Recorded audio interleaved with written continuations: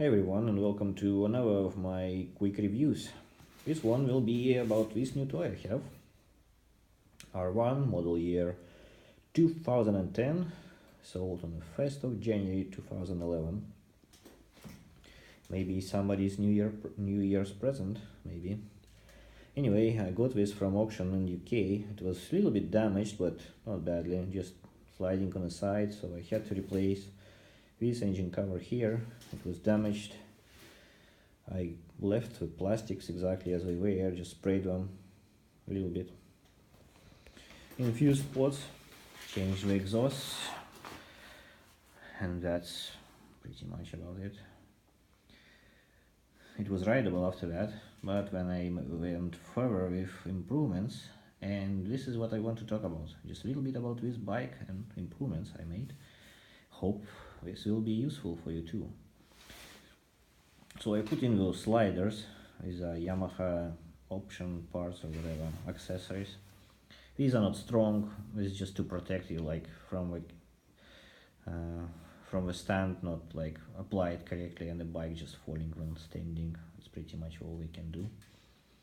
But it's nice to have anyway. What else? So the bike had a Akrapovic exhaust, so I removed those. One of Akrapovic exhausts were just a little bit damaged, scratched actually, and I just throw them away, put in the standard exhaust from model year 2012. Now I don't have that much noise, and I think this looks better, and it's better for an engine to work with the right exhaust system.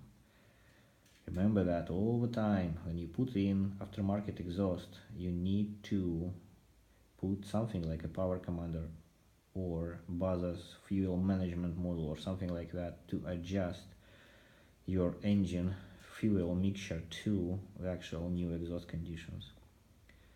But the best way is just not to do anything, because you're not gonna win much. You're gonna win maybe few horsepowers, and that's on a dyno. In the real world, when you're riding at a high speed, the situation may be very different. So, rule number one, don't touch the exhaust if you can. With some exceptions, like on a BMW S1000RR, you can get HP race power kit with Akrapovic exhaust and a new ECU, which is programmed from the factory to work with that exhaust specifically. That option is fine. Putting in something just for fun is not good for your engine. You're gonna lose power, usually low RPM power, which is also important.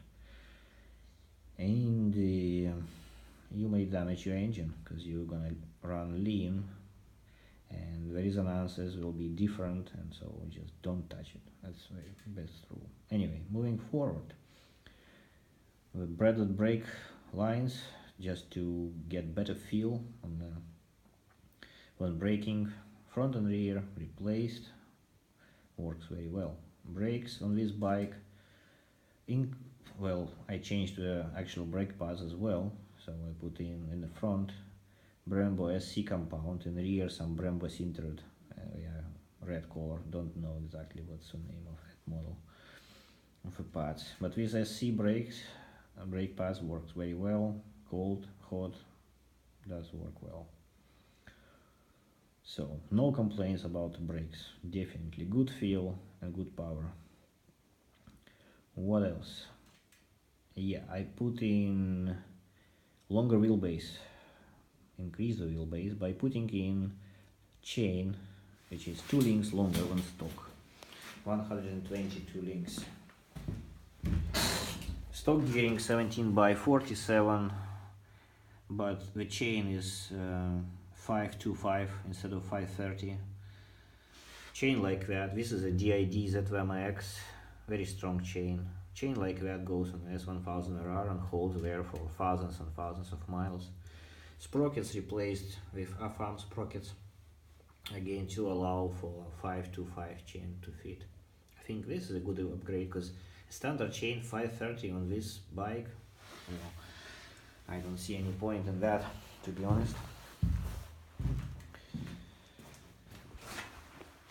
So, good things about the bike: rear suspension linkage, a first good thing. See that? This is something you can get only on MotoGP bikes and some of aftermarket parts from a world superbike like VSBK, competition kind of a way parts. For example, the linkage similar to this, with a fork similar to this, for S1000RR to upgrade, comparing to the standard shitty linkage and a fork, you pay for like something like 19,000 euros for it. If you want to get aftermarket part like that on the S1000RR, here you get it for free. Well, it comes with a bike. So the linkage is much less progressive comparing to S1000RR, for example, which gives you better controllability, better feel, and softer actually feel from rear suspension, which I prefer.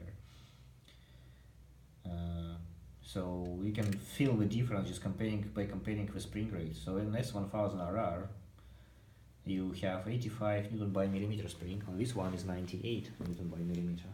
This is how much less progressive this link is.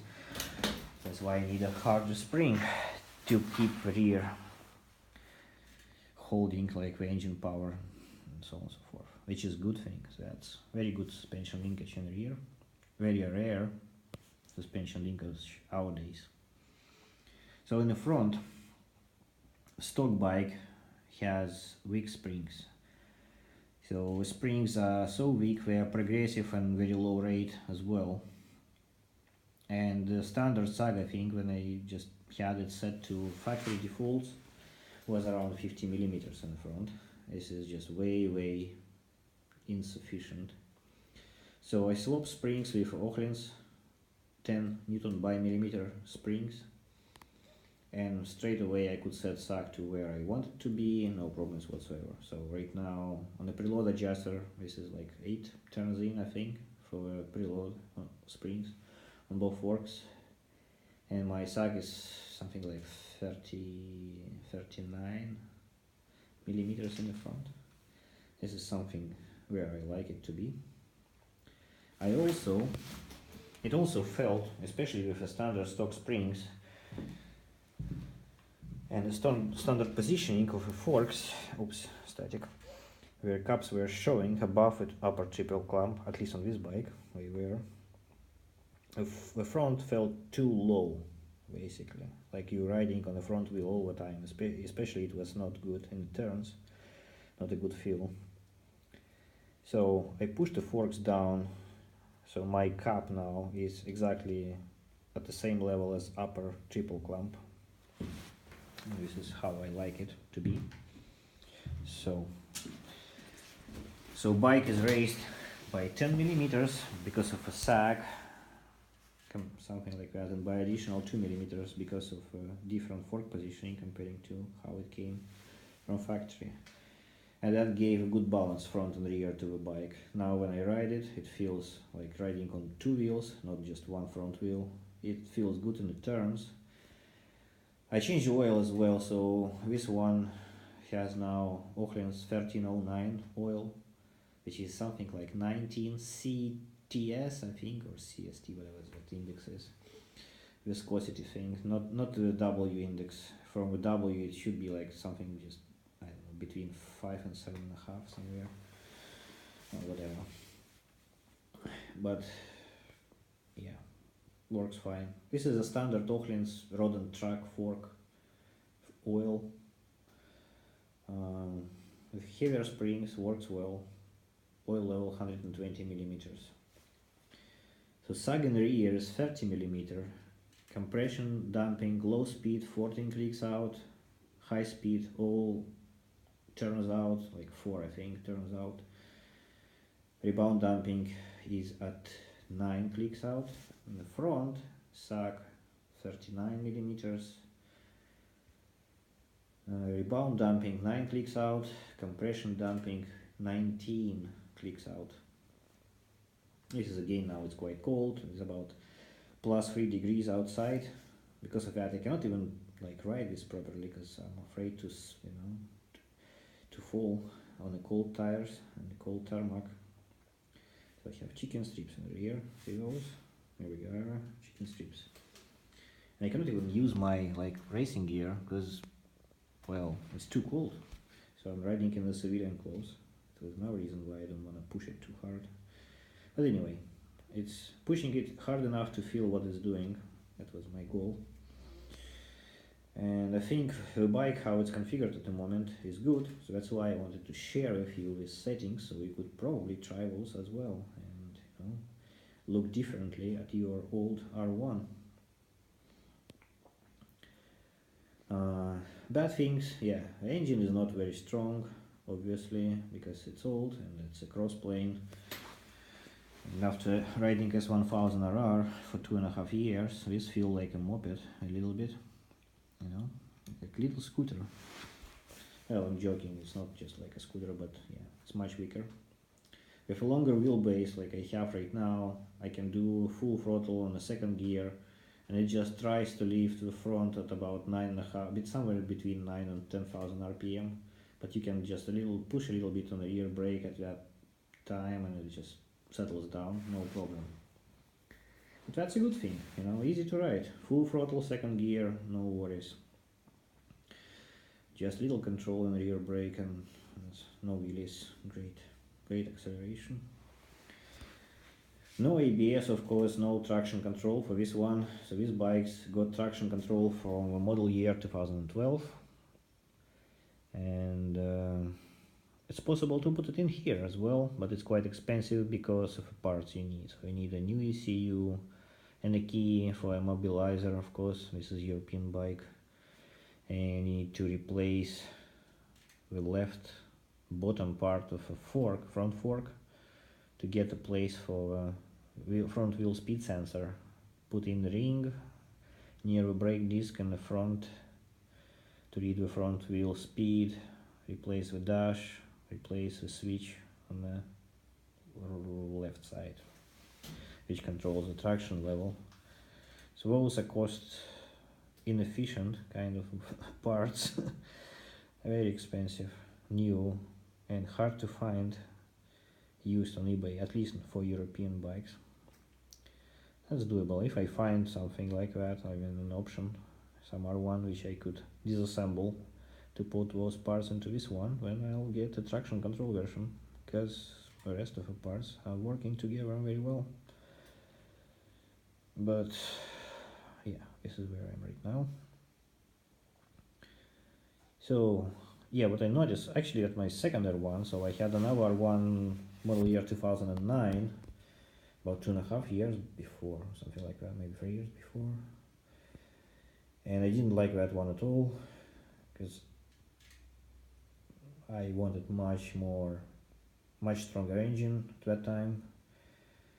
I thought every bike handles like this one, and this is why I bought BMW S1000RR, and then I realized that lacks stability, or if you raise the front of a bike on the forks to get stability when it doesn't want to turn. And yeah, so not perfect bikes, so they all have their weaknesses and strengths. So for this one I went to like a strength of suspension, I guess, in the frame. This bike is very stable as it is right now, very stable in the straight line, very stable in a turn. It's easy to put it into the turn, and when it just holds there, like on the rails, like a train, which I like. And again, with modifications I made, now it rides on the two wheels in a turn, not just on the front wheel, as it used to do. So comparing to 2009 model year, throttle control and engine braking on this one is much less. So 2009 had very aggressive engine braking. Let's say switching from a fourth to second and releasing clutch quickly could actually result into like, not blocking, but not spinning, sliding rear wheel, actually, yeah, this is the right word. On this one it's not an issue, so engine braking I like on this one. And also opening the throttle, it's much smoother as well, for some reason, whatever reason, I don't know, maybe previous owner did something to it, or maybe from 2010 we're all like that, and it was just a problem with 2009 model, yeah. So I replaced the chain tensioner, of course, a chain tensioner, standard problem. So I put in from the model year 2012 and it works fine. I mean, the engine chain tensioner, camshaft chain tensioner. Yeah, that's pretty much all. Still have my BMW GS Adventure, because that's like most of things the bikes can do, this one can do, and it's much more comfortable than this R1, of course. Better to ride long distances, better just like for fun around the town, little off-road, no problems. But that's some like, if this bike covers like 90% of all motorcycling experience, this one is covering part of those 10% left. I think a blade and a motocross bike and a GS Adventure, and you get about 100% of what you can expect from motorcycling. Well, in my opinion, or approximately 100. Maybe there's some few percent here and there, which require some other special bikes, but yeah. And that's it. So thanks a lot for watching. I hope it was useful for you. And maybe if you do like little modifications to your R1 that you currently have, maybe you can look at it differently, and you don't really need a new bike. Maybe this one is good enough. Just keep riding it. Okay. Thanks a lot and have a great day.